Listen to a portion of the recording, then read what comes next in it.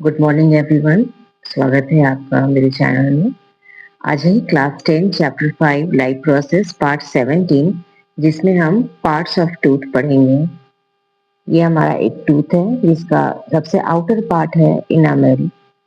Enamel जो है वो हमारे बॉडी में प्रेजेंट सबसे हार्डेस्ट मटेरियल है, मोर हार्डर देन बोन्स। बोन से भी ज्यादा हार्ड है, ये सबसे हार्डेस्ट होता है।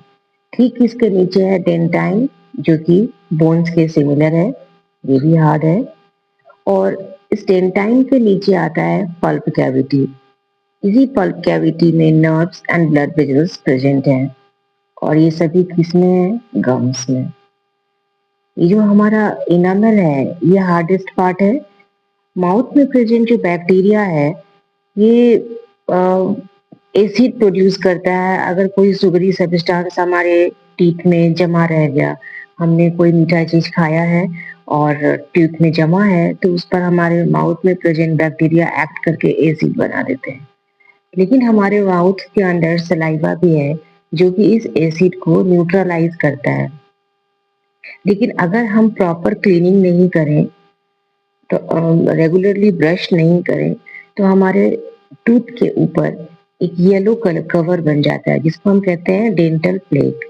ये येलो कवरिंग जो है, लेयरिंग जो है, वो सलाइवा को एनामल से और डेंटाइन से एक डिस्टेंस बना देता है, जिसकी वजह से जो सलाइवा है वो एसिड को न्यूट्रलाइज नहीं कर पाता, और जो एसिड है वो सुगरी सब्सटेंस से जो बैक्टीरिया के कारण बना है वो हमारे इनामल के ऊपर की परत को डिस्ट्रॉय करने लगता है, और एक कैविटी या होल जैसा बनता है जिसको हम कहते हैं डेंटल कैविटीज।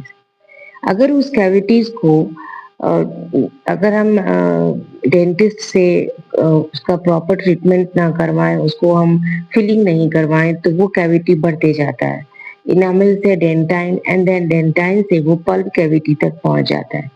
पल्प कैविटी जहाँ पे नर्व्स एंड ब्लड वेजल्स है, जब वहां पे डायरेक्ट कांटेक्ट हो जाता है एसिड का, तो फिर हमें सेंसेशन आना शुरू होता है, इन्फ्लेमेशन होता है, स्वेलिंग होती है, दर्द होता है। तो इसकी अगर हम प्रॉपर क्लीनिंग करते हैं और रेगुलर ब्रश करते हैं, तो हम डेंटल प्लेक और कैविटीज जैसे प्रॉब्लम से बच सकते हैं। तो हमारे टूथ के पार्ट हुए इनामेल, डेंटाइन और पल्प कैविटी। जो होल्स या कैविटी बनती है वो हमारे माउथ में प्रेजेंट बैक्टीरिया जब शुगर सब्सटेंस के साथ एक्ट करके एसिड क्रिएट करता है, उस एसिड की वजह से हमारे टूथ के लेयर्स जो हैं वो डिस्ट्रॉय होते हैं, जिसकी